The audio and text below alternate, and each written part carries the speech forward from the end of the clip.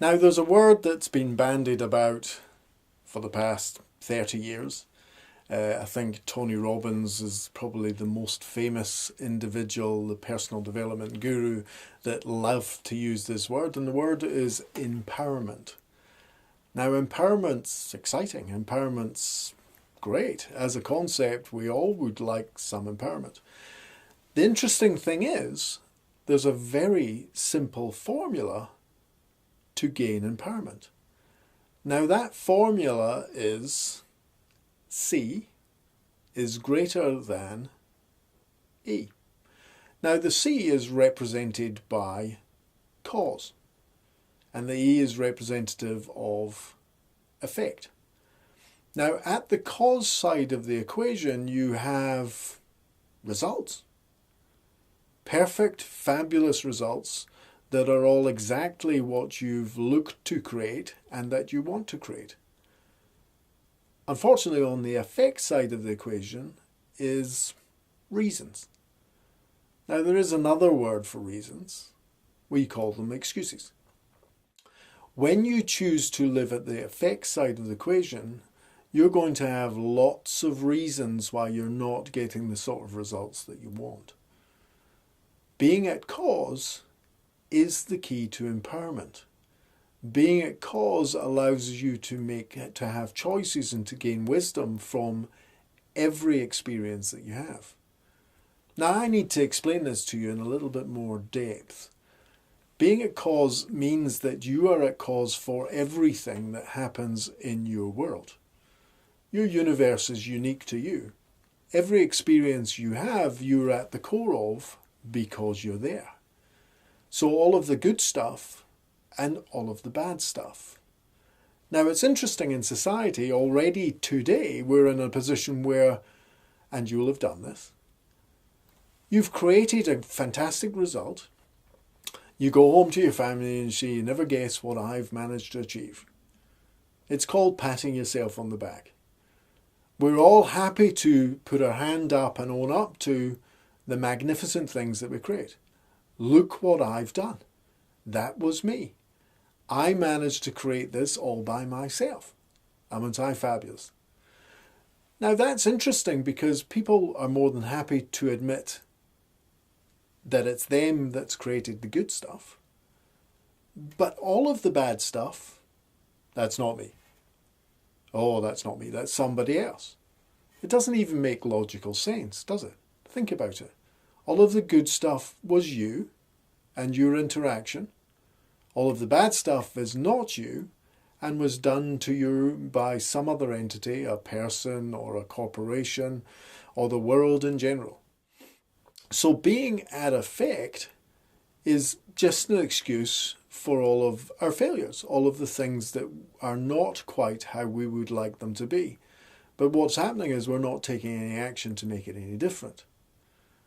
Now, if you were to pretend, and I mean just pretend, to be at cause for everything that you create in your world as you move forward from today onwards. That means all of the good stuff and all of the bad stuff. I've got an interesting story for you. I bought myself a vintage car. Well, it wasn't a vintage car. It was an old MG, and it was in immaculate condition, and it had 6,000 miles on the clock. I bought that car, and I loved that car, and within 3 weeks of having that car, I had to go into the town centre to pick up a parcel at the post office. Now, I drove into the town centre and I parked in the multi-storey car park and wandered down to the main post depot. As I was passing, the post depot was open, but was about to close in about 15 minutes.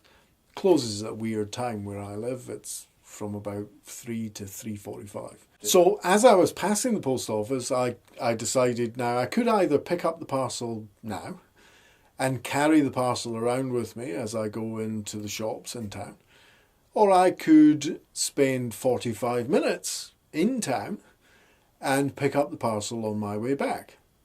I decided I'd pick up the parcel on the way back. Now that's interesting, isn't it? Because I made a choice. I thought about it, looked at my options, and made a decision. That's decision number one. Then I went off into town, had a very nice coffee and a piece of cake.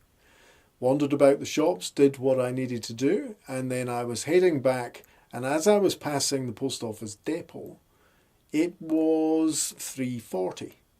So there was 5 minutes to wait. And I thought to myself, now, will I wait that 5 minutes? Or will I go up and get the car from the multi-storey car park, bring it down and park it down here beside the shops in the parallel parking bays? I think I'll go and get the car. So off I went. I decided to get the car. That's decision point number 2, my choice. I got the car, I drove down to the shops beside the post office depot, and as I pulled up, there was several parking bays available, and there was an end parking bay. Now, my partner always ends on the end parking bay because she reckons, well, that's only one car you could have beside you that could ding your doors. And I thought, should I park in the end parking bay? Oh, no, it doesn't matter. Decision point number 3. So I parked into the parking bay that was the closest one to me. Parked the car, locked it up, went into the post office depot. Now, because it was now once again open, there was a queue. There was a queue about 7 people that I had to stand in. Took quite a while. Eventually got my parcel. As I went back to the car with my parcel, I went to open the boot and noticed that the car beside me had managed to cut in early and run all the way down the side from the back bumper, all the way down the side wing to the door, scraping and marking and damaging all of the paintwork down the side of my car. The car, interesting enough, was still there. And it was quite obvious it was the car to blame because of the silver paint that was all up the side of it. So I did wait, and the young chap came back. I had a chat with him, and it was all sorted. I did get his insurance details, and I did manage to get my car fixed. But if I was at effect, if I decided to choose to be at effect, I would have blamed him for damaging my car. Now, he did carelessly damage my car, that's a fact. But the fact my car got damaged could have been different for me if I had made one of 3 different decisions as I went through that process. If I had picked up the parcels before I went into town, my choice, my car wouldn't have been damaged. If I didn't bring my car down and park it in the parallel parking bays at the shops, my choice, my car wouldn't have been damaged. If I parked on the end bay, because funnily enough it was that side of the car that got damaged, if I parked on the end bay, again, my car wouldn't have been damaged. All were my choices. If I had been at cause and made a different decision at that critical moment, my car would never have been damaged. Now that's valuable learning. It's valuable learning for me. It's a wisdom in the process to understand how I could have interacted with the process and got a different result. When I'm out and about in my car or my motorbike, if I get an intuition about where I'm parking it and maybe I should park it somewhere else, then I follow that intuition now. If I'd followed my intuition to pick my parcels up the minute I was walking past the post office, that incident wouldn't have happened. So it's understanding the wisdom and gaining some value from every experience. If you choose to live at effect, now let's be honest, life's great, but sometimes life has challenging moments. Sometimes in life you're given experiences that are unpleasant, sometimes very unpleasant. That's life. It's going to happen. If we are at effect when we have these unpleasant experiences, then there's nothing for us to learn. There's no wisdom in it. It's just a bad experience, and it stays a bad experience for however long it stays a bad experience. You'll know people who will recount a bad experience to you, and it may be the sixth time they've told you, and it happened 10 years ago, it happened 20 years ago, it happened when they were young. They still hold on to it, they still talk about it. And what happens when they talk about it? They usually revivify the emotion that was present during it. So they usually get sad, they usually get angry, they usually get frustrated. That's because they're being at effect. The greatest example of our time, I believe, of this process of living at cause and what value that brings, was there's a guy called Viktor Frankl. Now, Viktor Frankl wrote a very important book. He wrote a book called Man's Search for Meaning. Now, Man's Search for Meaning was all about his experiences during the Holocaust, during World War II. He was in an internment camp and he experienced firsthand the brutality that was the atrocities that happened during the Holocaust. Now, he did a study after his release, and he spent years interviewing Holocaust survivors. And what he found was the people that had found meaning within their experience went on to have a very full and happy life. Those that stayed at effect couldn't find meaning, couldn't understand, couldn't forgive, spent their life wondering why would anybody have done such a thing to another person. Those people carried that problem and those feelings and that experience with them until the day they died. It's our job to be at cause. It's our job to find the value in all of our experiences. Now that can be challenging, and I'm sure you're thinking about past experiences you might have had or past experiences that you've heard of where you think, how on earth can that have value? There is value, and the value is in the wisdom of how you can do it differently going forward. You see, Viktor Frankl discovered something quite unique for him in that experience. He could be beaten. He could have his life threatened. He could be starved. But no one could take away from him his joy of feeling the sun shining on his face. No one could take away from him the moving scene of a kindness from one human being showing another. No one could take away from him the sense of camaraderie and the sense of support and community that was developed with his fellow Holocaust survivors. That's his. People can do whatever people do. Your life is your life. If you want to find joy, meaning, wisdom, and experience, it's there for you. You can find it. But the only way you can do that is by being at cause. So it's your job moving forward to live your life at cause. So let's just say, for the duration of this NLP practitioner training and all of the material that you're learning, for the duration of that, however long it takes you, if you go through all of the videos in the next 3 days, good. If it takes you 3 weeks to go through the videos, I want you to live your life at cause. So no matter what happens to you, if you're late for work, I want you to be at cause. It's not the traffic's fault. It's not because it's busy. It's not because the trains are running late. It's because you didn't leave early enough. If you're in a position where you're walking along the street and a big bus comes along and hits a puddle and splashes and drenches you to the extent you need to go upstairs and get back changed into a fresh suit, I want you to be at cause. It's not the bus's fault. It's not the puddle's fault. It's your awareness of the proximity of the bus to the puddle and where you were walking. There's lots that you can gain wisdom from and about and apply to your life in a way that will allow you to create change and allow you to do it differently tomorrow. Being at cause takes away all of the would have been, could have been, should have been. It takes away all of the I didn't do X because of Y. I didn't get the opportunity of a great career because I didn't have a good education. These are just excuses. Think about society today and some of our greatest entrepreneurs. Sir Alan Sugar. Now, Sir Alan Sugar didn't have a university education.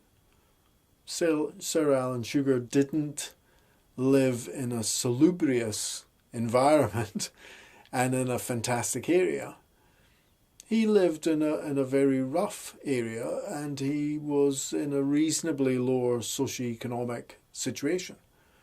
Now, I'm sure to this day there's people still live in the area that Alan Sugar was born into, and they're living a life based on the decisions that they made, where somebody from our area can't ever be successful. Somebody from our area can't get a good job or make any money. Somebody from our area could never own their own house. Somebody from our area can never have their own car. We can't afford to have decent furniture. We can't afford to have modern gadgetry, computers and cell phones. We're in a position where we have to live on our wits.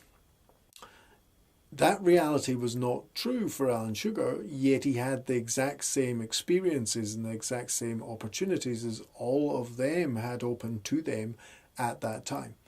He was willing to be at cause. He was willing to learn from his mistakes and be able to see his actions and interactions in every step of the process and understand where he could have done things better and where he could have understood a wisdom that he didn't understand at the time that he can apply to those same experiences going forward, thus allowing himself to have a better result. So your job is to be at cause. You'll either be at cause with volition or, at the worst, just pretend that it is all you. Everything is created by you, for you, and there's something to learn in all of it. If you don't, you'll end up with a catalogue of bad experiences that will remain bad experiences for the rest of your life, or for however long you choose to hold on to them. Be at cause, gain the wisdom, learn what you need to learn. And you can do this easily by asking yourself the question, how did I choose to create this? How did I choose to create this? So no matter what happens to you from today onwards, if it's fantastic, good. Be delighted and ask yourself, how did I manage to choose to create this? It's wonderful. If it's terrible, you want to ask yourself the question, how did I choose to create this? Now, your unconscious mind, and you're going to learn a lot about the unconscious mind in the following segments of this training, but your unconscious mind's duty bound to answer any question that you ask.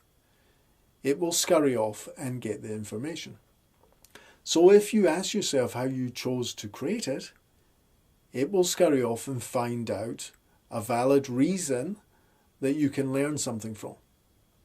So just asking yourself that question is going to give you insights into your actions and into your behaviors and into your intuitions that you already had before you ever did it, and it will allow you to make better choices in the future. That way, your bad experience will become a valuable experience. You already have done this with some of the stuff in your life. Think about the past. Think about some of the experiences you've had in the past. What were your most valuable experiences? Usually your most valuable experiences come from disastrous mistakes. Notice also what you say to yourself. When you're going through a process and it all goes horribly wrong, what do people normally say? I knew that would happen. And they did. On some level, within their neurology, they had feedback that was telling them, uh-oh, warning, careful, this isn't a good idea. But they went ahead and did it anyway. So this is your opportunity to be at cause before the fact. This is your opportunity to understand and assimilate the wisdom that's coming from your unconscious and apply it to your actions going forward. Your job is to be at cause.